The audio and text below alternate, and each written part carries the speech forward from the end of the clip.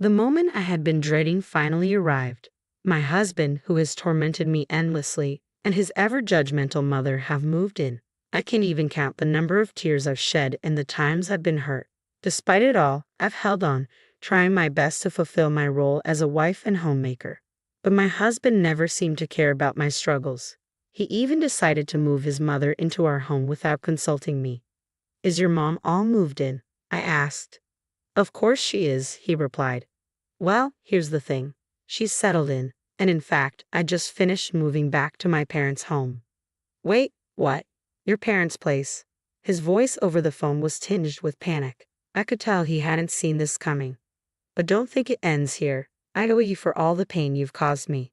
My name is Eleanor, a 44-year-old homemaker. I met Raymond at a party when I was 20, and we instantly clicked. Just 3 months later, he confessed his feelings and we started dating. A year later, as I turned 21, he asked, "Will you marry me?" A year after our marriage, I became pregnant, and our first son was born. I thought I would have the fairy tale life I had dreamed of during my school days, but life wasn't that simple. "Hey, is dinner ready yet? Did you make the bed?" That's what Raymond always says when he comes home from work. I sometimes wonder if he thinks of me just as a maid. "I'm sorry, I got a bit tied up. I'll get everything ready now," I said, trying to keep my voice steady. Seriously, don't you think about how tired I am after work? I deal with so much stress to provide for our family. And remember, I'm a manager. Raymond would always start ranting about his job whenever things didn't go his way, making snide remarks.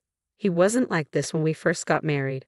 People often ask if I'm okay with how he behaves. Of course, I'm not. It's unbearable.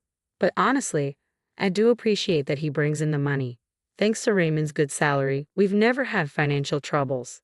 But imagine if I challenged him and he retorted, "You're defying me." "Fine, I'll stop contributing to the house then." I wouldn't know what to do. So even if he says a bit much sometimes, I try to tolerate it, though I wish I could say it was always easy.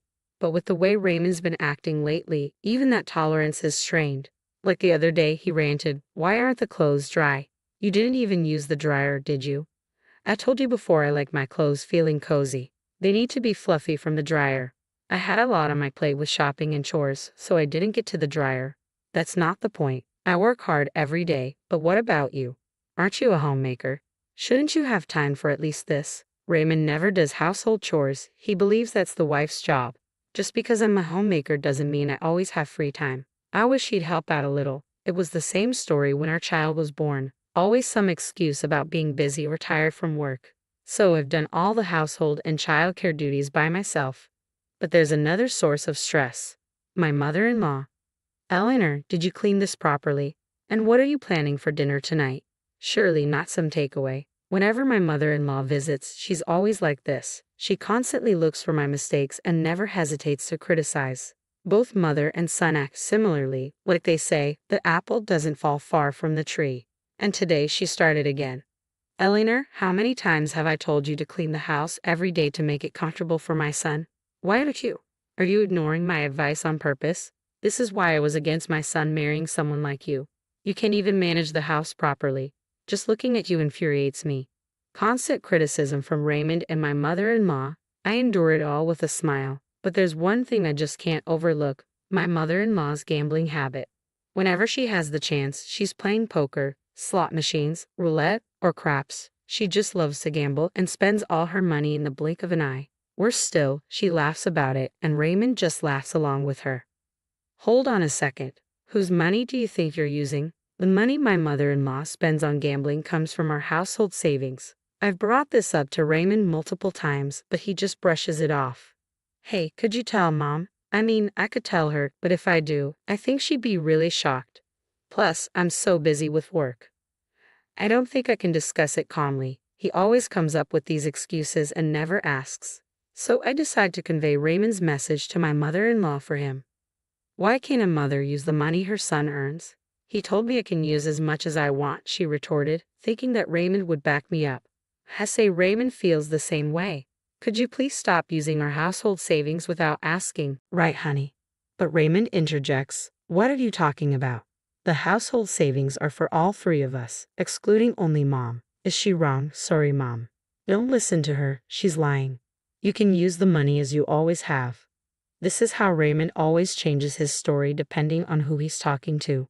Moreover, he started blaming me for my mother-in-law's gambling habits, saying they worsened after we got married 3 months ago.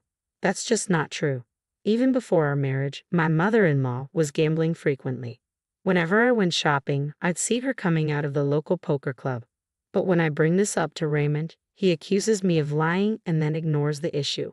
He'll never see his mother's true colors. These remarks keep coming, and I'm getting fed up. Oh, look at the time. I should get going. Wait, Mom, you didn't forget about our plan, right? How are the preparations?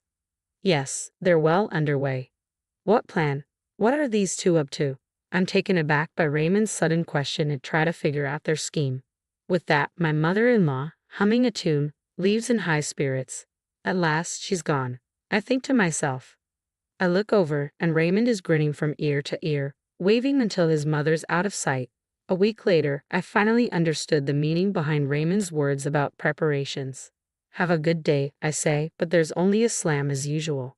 Raymond leaves for work without responding to my farewell. While most couples would greet each other with smiles, that warmth is long gone between us. I gaze out the window and see a neighboring family looking so happy as they walk by. I remember the days when my son and I used to go for walks just like that. Lost in my thoughts in the morning, the doorbell rings. Yes, who is it? Oh, it's you, mother-in-law. Wait, where's Raymond? I wasn't expecting her to show up today, especially not this early in the morning. Oh, something came up at his work, so he had to go in unexpectedly. I see. Why on earth is she here? She's not expecting to have breakfast with me, is she? No way she would think of doing that, or would she? A flurry of thoughts about my mother-in-law raced through my mind. Then she says, "Why are you standing there looking so blank? Get things ready." Ready for what? I haven't eaten anything since this morning. I'm hungry, so make me breakfast. And make sure this doesn't happen again. What does she mean by "from now on"? The words "get ready" that Raymond mentioned earlier and mother-in-law's "from now on" phrase make me uneasy for some reason. I had a terrible feeling about this, feeling anxious about their comments. Mother-in-law pressures me to make breakfast. I apologize and start preparing the meal. Meanwhile, mother-in-law observes me, not even blinking. It feels more like monitoring than observing. Maybe it's hard to do under her piercing gaze. Silently and earnestly, I prepare the breakfast. Suddenly, mother-in-law says, "It's pitiful to think my son eats this poorly presented food every day. It looks terrible and probably tastes just as bad. I'd love to know how you manage to cook so poorly." She ridicules me, mockingly laughing and complaining. Why do I have to hear this first thing in the morning? What was supposed to be a pleasant morning feels as if it had turned into a downpour. Sorry for the wait. It took you long enough. How much time do you need for a meal like this? Maybe you should attend a cooking class. Then you might be able to cook something decent. Even then, it'd be like getting a D instead of an F. Having a meal alone with my mother-in-law for the first time, seeing her stern face while eating, I lost my appetite, and the meal I put so much effort into tasted bland.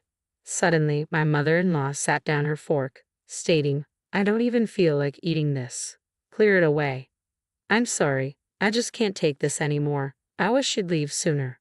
But little did I know, my wish would be shattered in no time. Ring, ring. Excuse me for a moment. Hey, Mom's there, right? Let me talk to her, Raymond requested, handing the phone to my mother-in-law. After Raymond's request, she exclaimed, "You told me we'd discuss that matter, making me come over so early. Now you say you're at work. What's going on?" "Sorry, something came up. I'll be back before noon. Just relax till then." Hurry up. Being with her is just stressful. She ended the call with Raymond and returned the phone to me with a slight throw. Trying to ask what Raymond had said, she just glared and told me he'd be back before noon. 3 hours later, Raymond returned home and immediately asked her, "Sorry, Mom, so are you ready?" "Yes, just need to pack my things." Before I could process it, Raymond dropped a bombshell. "From now on, Mom will live here too." What? It was a shock. I always thought it would be just the two of us living here, but now my mother-in-law will be moving in. The mere thought of my mother-in-law coming here terrifies me. Living a life constantly getting snide remarks from Raymond and my mother-in-law every day, I just can't bear the thought of it. "Mom, I'll help you move on my next day off." "That would be helpful, but don't bring her along. We don't need someone useless." "Don't worry, it'll just be me." The shocking twist left my mind blank. unable to process anything. That evening, Raymond and his mom went out for dinner alone. I pondered our future. How would I coexist with the two of them? Was I just supposed to endure everything, or was there another way? The same thoughts kept replaying, but no answers came. Lost in my despair, tears spilled when suddenly, ring ring, a phone call. Wiping away my tears, I answered, and the voice on the other end was, oh, a call from the most unexpected person. The familiar voice echoed in my ear when I picked up the phone. Mom, it's been a while. Eric, it has indeed. Have you been well? Yeah, I'm good. Granddad and Granny are also doing well. We're all getting along. It was my son, Eric, on the other end.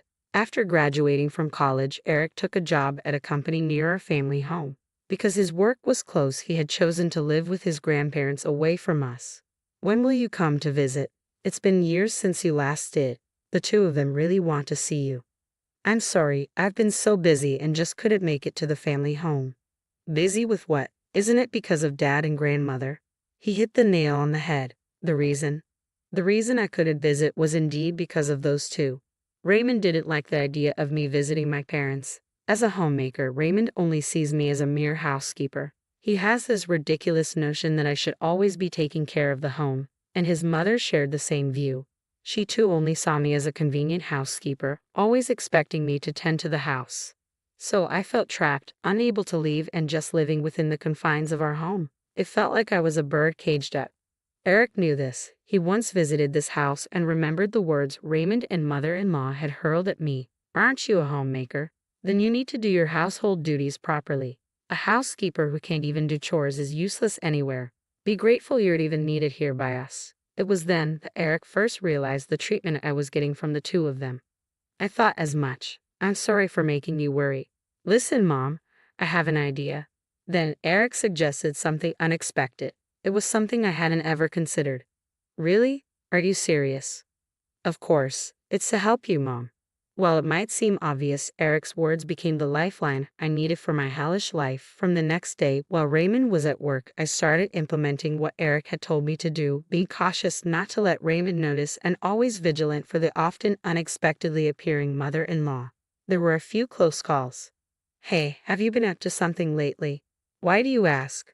Mom mentioned it. She said you've been acting differently. You're not cheating on me, are you?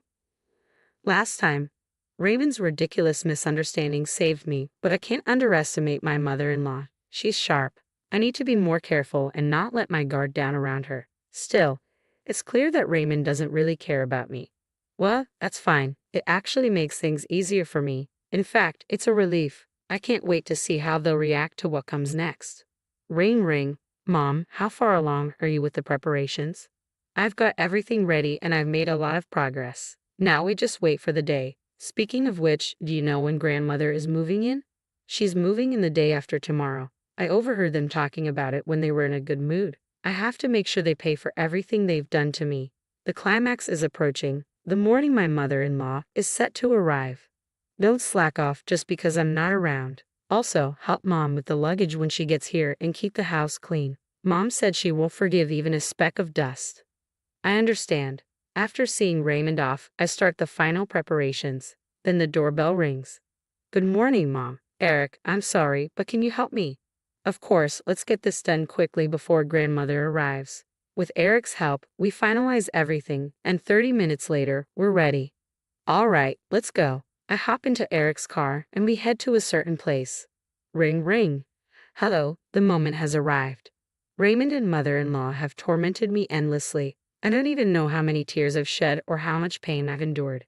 Yet I've persisted, trying my best as a homemaker. But Raymond never seemed to care about my struggles, and he decided to move in with his mother without discussing it with me. Is Mom all settled in? Of course she is. But guess what? Yes, she's all settled, and I've just finished moving back to my parents' home. What? Back to your parents? Raymond's panic was evident even over the phone. But that's not the end of it. He's got a lot coming his way. I delivered the final blow to Raymond today, the day we get divorced. The divorce papers already filled out with your name are on the table when you get home. All you need to do is sign and take them to the courthouse, just to make sure there's no delay. I've arranged for a lawyer to accompany you. The lawyer will also discuss the division of our assets. Raymond, taken aback, blurted out, Wait, what are you talking about? Divorce? Are you kidding me? No matter what you say, it won't change my mind. Oh, by the way, we don't have a single cent in our savings. What? That can't be true. I've been contributing every month. Yes, but your dear mother gambled all that money away. We have nothing left. What I suggest is that you and your mother figure things out. Good luck. Right after ending the call with Raymond, his mother showed up at the house, arms laden with bags, enthusiastically ringing the doorbell. I didn't answer. Infuriated, she yelled, "Hey, open up. How long are you going to keep me waiting out here? Open the damn door, you wretched woman."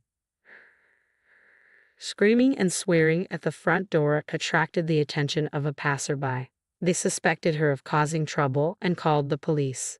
In just a few minutes, officers arrived and took her away. About 30 minutes later, a distraught Raymond, unable to focus on his work after hearing the news, rushed home, but I was nowhere to be seen. The only thing waiting for him was the divorce papers on the table. The sight left him completely speechless, and he just sat down, devastated. 2 hours later, the lawyer arrived and accompanied a despondent Raymond to the courthouse to submit the divorce papers. At last, our divorce was finalized. The next day, after being released from police custody, Raymond's mother came home only to find her son deeply affected by the shock of the divorce. Although Raymond had planned to live with her, the trauma of the divorce made him take a leave from work, and a month later, he resigned. With no income, he had to sell the new house they had just built. They managed to get by with the money from the sale, but his gambling-addicted mother depleted it all. Rumor has it they now live like homeless people in a nearby park.